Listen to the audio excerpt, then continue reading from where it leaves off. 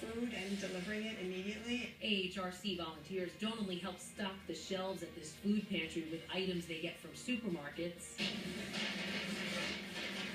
We also caught up with another group who picks up trays of food from restaurants like Kitchen Cabaret in Roslyn Heights and brings them to locations like the Salvation Army in Westbury.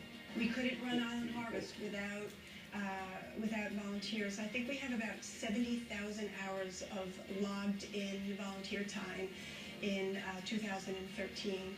70,000 hours, we could never have made that up with professional staff. I think it amounts to about $1.5 million worth of volunteer time. So we really depend on volunteers. And for us, it's great because it allows us to remain a little bit grassroots and stay connected to the community in a really nice, warm, special kind of a way. And she says so many people in communities across Long Island are dependent on donated food.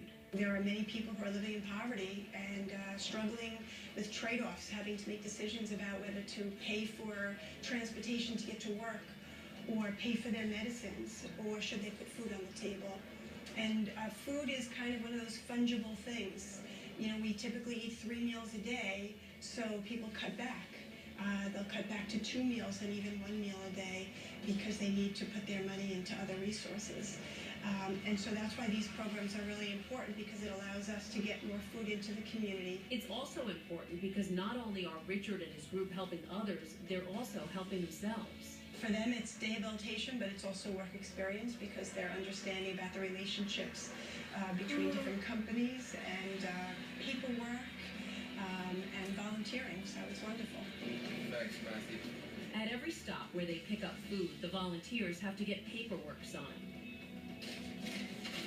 So while picking up food, they're picking up job skills, which may one day help them find paying jobs. In Nassau County, it's hard for anyone to find a job nowadays, and especially for someone with disabilities. So what we do is we focus on job skills and just learning to get to a place on time and things most people don't think of.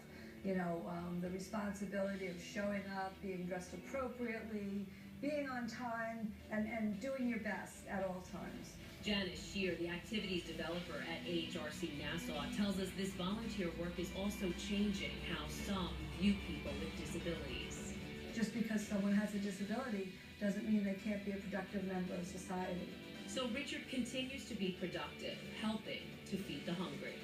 Very good. It makes you feel good. It's very nice. I like the job. It's very good. Because I like how people carry bags over there. I like people carrying inside the building. It's getting out and about. At the end of the day, they feel good about themselves because they've helped people. And they love giving back and doing things. Volunteers